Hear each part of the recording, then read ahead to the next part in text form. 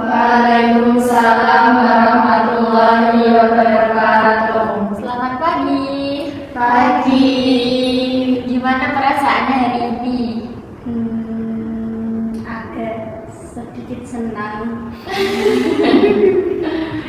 Hari ini tadi ada pelajaran apa enggak? Ada. Tapi udah selesai kan? Nah, hari ini kita akan melakukan konseling kelompok. Ada yang udah tahu konseling kelompok itu apa? Saya Bu, ya menurut saya itu yang saya ketahui itu konseling kelompok itu kayak kita bareng-bareng, kumpul bareng kayak berkelompok gitu. Jadi nanti kita ngomongin masalah bareng-bareng gitu, masalah dari salah satu kita nanti dibahas bareng-bareng. Ya, betul sekali. Betul sekali. Jadi konseling kelompok adalah kita semua anggota kelompok mengungkapkan masalah. Nanti ada satu permasalahan yang dibahas secara kelompok. Nanti kita cari solusinya bersama-sama begitu. Jadi pengertian konseling kelompok seperti itu. Seperti itu ya Bu. Iya. Nah, sebelum kita mulai konseling kelompok pada hari ini, alangkah baiknya kita berdoa terlebih dahulu. Apakah ada yang mau memimpin? Saya Bu. Alangkah baiknya kita mulai kegiatan pada pagi hari ini dengan berdoa dulu. Terima kasih, Mbak. Nah, sebelumnya Ibu kan belum kenalan sama kalian semua. Ibu mau kenal dong satu-satu. Baik, kita perkenalan dulu ya. Mulai dari sini, silakan. Oke, perkenalkan nama saya Arini Hewen Rafiana, bisa dipanggil Arini. Oke, perkenalkan nama saya Alika Fadila Unsyahida, bisa dipanggil Unsya ya teman-teman. Baik, perkenalkan nama saya Uci Wahyu Nurwanda, bisa dipanggil Uci. Oke, perkenalkan nama saya Dinara Safira, bisa dipanggil Dinara. Baik, terima kasih sudah memperkenalkan diri. Sebelumnya perkenalkan Ibu Cindy Siva Maulani, bisa dipanggil Bu Cindy. Di sini saya sebagai konselor sekaligus pemimpin kelompok yang akan memandu konseling kelompok pada hari ini. Ya Bu, salam kenal. Nah, sebelum kita melakukan konseling kelompok, bagaimana kalau kita melakukan ice breaking dulu? Boleh ya Bu? Ayo silakan berdiri semuanya. Sini semua ya. Jadi kita akan melakukan ice breaking untuk melakukan fokus kita, kemudian semangat kita hari ini, oke? Jadi ketika saya bilang kalau pegang perut, lutut tetap lutut, terus pundak tetap pundak, dan pena ini saya taruh di bawah. Nanti cepet-cepetan. Kalau saya bilang pena, nanti rebutan ambil satu. Gitu. Paham? Paham Bu. Oke. Mulai ya. Ya Bu. Perut, lutut, pundak, telinga, perut, lutut, pundak, lutut, telinga, perut, pundak, lutut, perut, pena.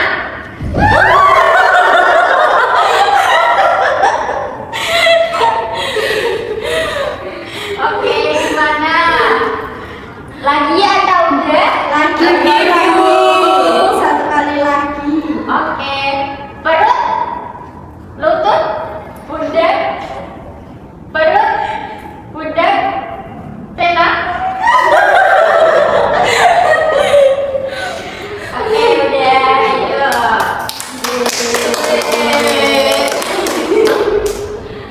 Dalam konseling kelompok hari ini kita perlu tahu bahwa semua yang kalian ceritakan di sini itu terjamin rahasianya. Jadi nggak perlu takut untuk terbuka kepada kita semua, dan itu terjamin kerahasiaannya.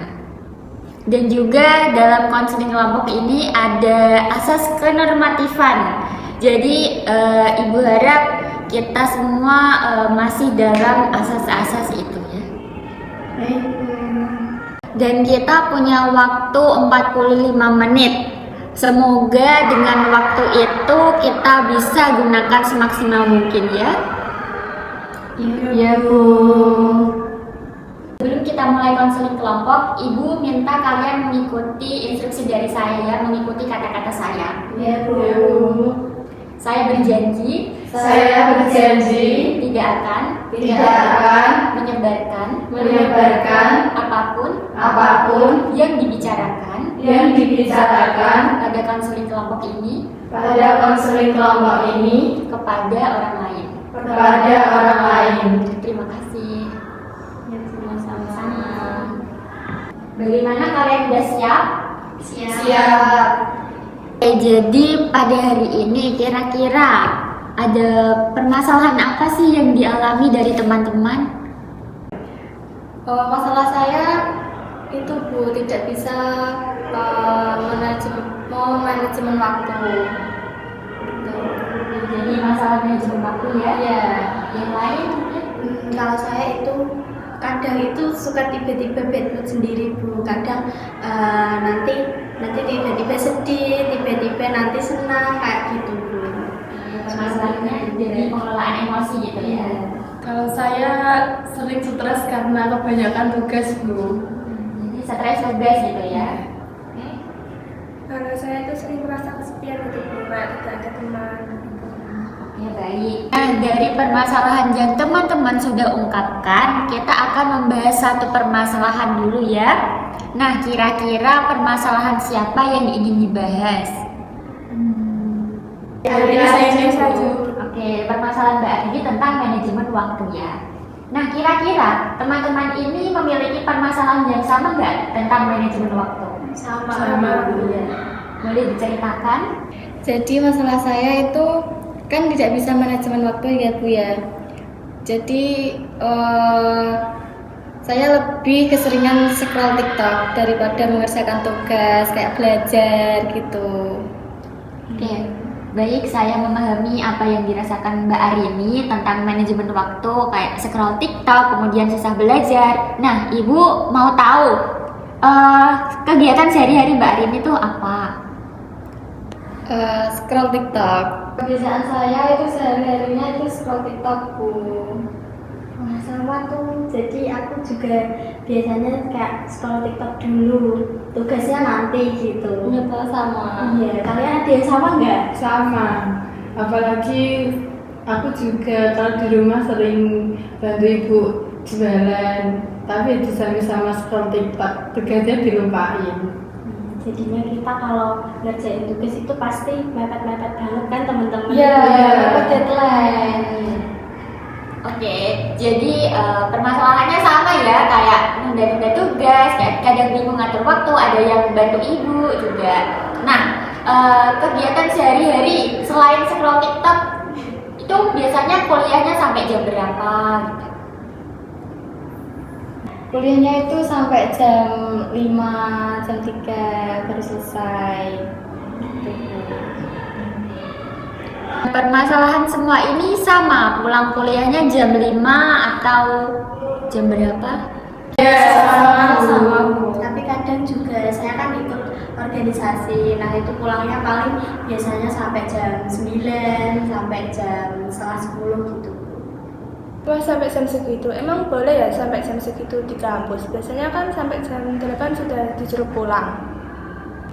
Boleh kok Mbak. Jadi kadang itu kayak sampai ditungguin satpam gitu. Tapi saya itu pulang sampai jam segitu itu kan karena ada ikut organisasi gitu kan, ikut UKM gitu. Nah, jadi itu kayak ada rapat, soalnya di UKM saya itu sebentar lagi kan ada milad. Nah, jadi itu rapatnya itu bahasnya sampai jam segitu gitu Mbak.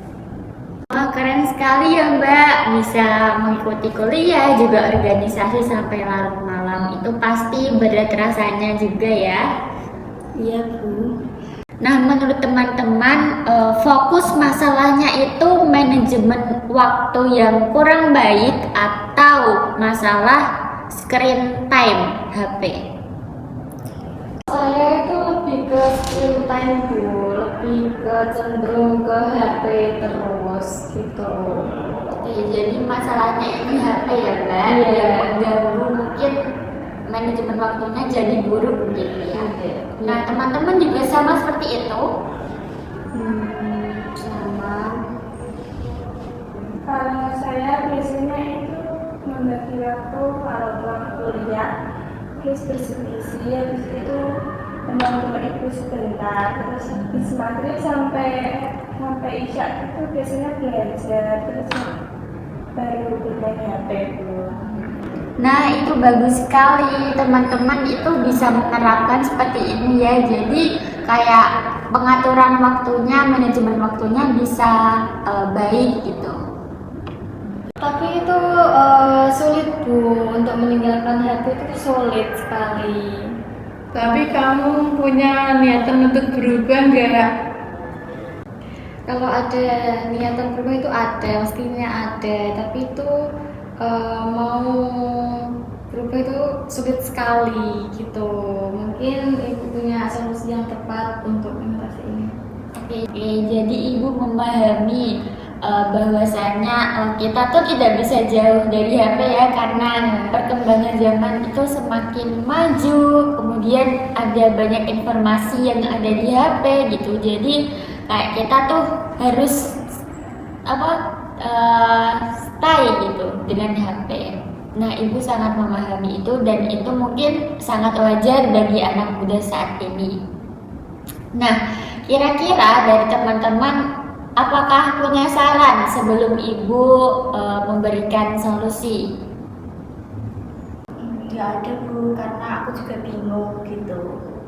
Oke, semuanya ini jadi kebingungan ya bagaimana cara manajemen waktu yang baik dan juga mengurangi screen time-nya ya. Oke, baik teman-teman, ini apakah sudah pernah melakukan to-do list untuk kegiatan sehari-hari? Belum Bu. Jadi belum tahu ya apa itu to-do list? Belum. Baik, jadi to-do list adalah rangkaian kegiatan atau rencana kegiatan yang kita susun agar kegiatan kita ini tidak tertunda-tunda dan juga terjadwal dengan baik begitu. Jadi semisal dari pagi kegiatan Mbak itu apa? Dari pagi bangun tidur, terus bersih-bersih, mandi, terus makan, mungkin terus. Mungkin itu hal-hal sehari-hari yang biasa dilakukan gitu ya Mbak. Dan ketika ada kegiatan penting, Mbaknya itu merasa bingung atau enggak? Kadang merasa bingung Bu. Kadang merasa bingung ya. Teman-teman juga sama. Sama Bu. Nah, dalam kehidupan kita, dalam kegiatan sehari-hari kita melakukan aktivitas, pasti ada kegiatan penting, yang kurang penting dan juga tidak penting. Teman-teman harus belajar ya. Ini kita merefleksi satu-satu.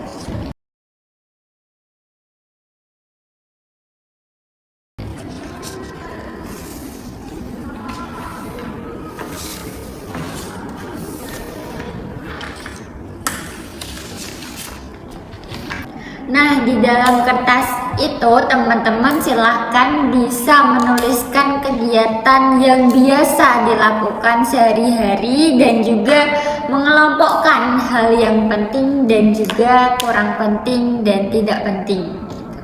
Silahkan.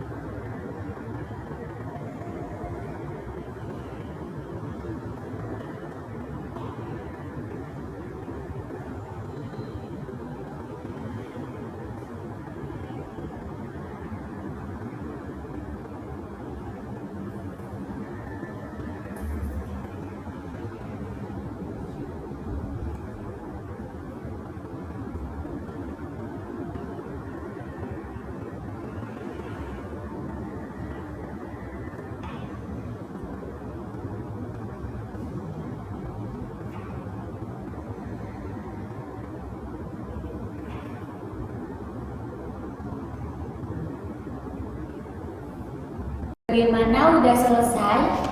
Sudah, Bu. Boleh kumpulkan kepada Ibu.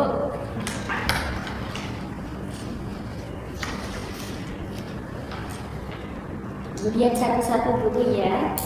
Baik, Bu.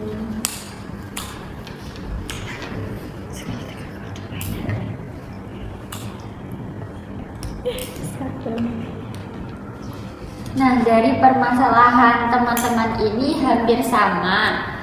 Kira-kira teman-teman itu butuh waktu pegang HP berapa jam? Kadang sampai bosan sih, Bu. Jadi waktunya nggak teratur gitu Iya. ya. Tapi teman-teman ini ingin ada perubahan nggak? Ingin, Bu. Oke.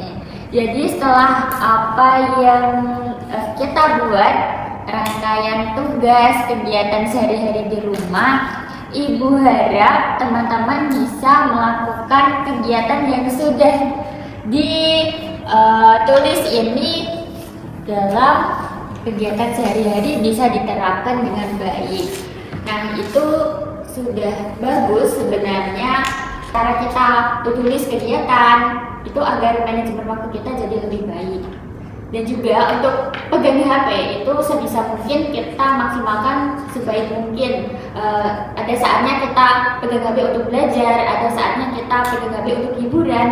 Dan memang pegang HP itu sebenarnya kebutuhan kita dan kita susah meninggalkan. Tapi jika kita ada keinginan untuk merubah itu dan kita ingin kehidupan kita atau jadwal kita teratur, kita bisa mengoptimalkan pegang HP semaksimal mungkin gitu. Mungkin sehari kita kuliah, pulang, kemudian di rumah itu 2 jam atau 1 jam itu untuk mengerjakan tugas gitu sambil mencari hiburan sedikit.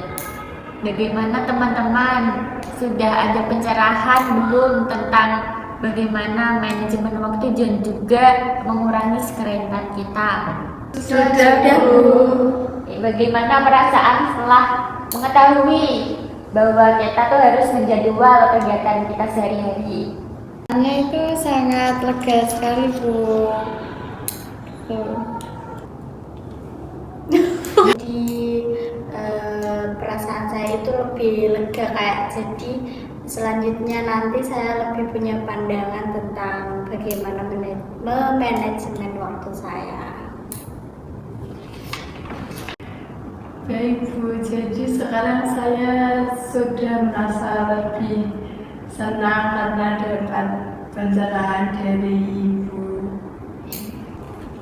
Saya juga merasa lebih senang sudah mempunyai pandangan untuk melakukan hal yang apa yang saya lakukan kemarin itu selama mengikuti kajian kelompok hari ini. Terima kasih teman-teman. Saya harap kalian bisa menerapkan semua itu ya, dan juga tidak kebingungan bagaimana mengatur waktu. Nah, sebelum kita akhiri, Ibu meminta kalian mengisi evaluasi dan refleksi pada konseling kelompok hari ini. Ibu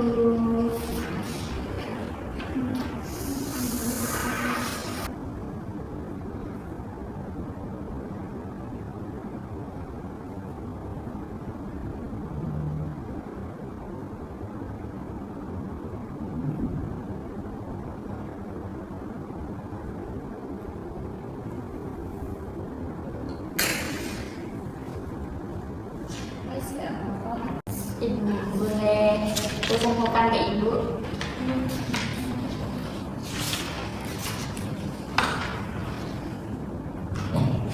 Terima kasih atas partisipasi dan kehadiran teman-teman di sini dalam konseling kelompok hari ini. Nah, kira-kira ada pertanyaan lain atau unek-unek lain yang ingin disampaikan? Enggak ada, Oke, jadi sudah cukup ya, dan waktunya juga sudah 45 menit. menit, jadi pas dan tepat gitu. Terima kasih. Oke, di sini Ibu sangat senang karena teman-teman sudah mau bercerita, kemudian mengeluarkan saran dan juga pendapat masing-masing. Ibu sangat mengapresiasi kehadiran teman-teman di sini. Ibu juga sangat bangga karena teman-teman ini bisa kuliah, organisasi, dan juga bantu jualan Ibu. Itu sudah sangat keren. Dan tolong jangan patah semangat untuk melanjutkan hari-hari ke depannya ya. Nah, sebelum kita akhiri, alangkah baiknya kita berdoa terlebih dahulu juga. Oke, ada yang mau memimpin doa lagi? Saya mari kita akhiri konseling kelompok pada hari ini dengan bacaan hamdalah. Alhamdulillahirabbil alamin. Baik, terima kasih teman-teman. Ibu akhiri konseling kelompok pada hari ini. Wassalamualaikum warahmatullahi wabarakatuh. Waalaikumsalam warahmatullahi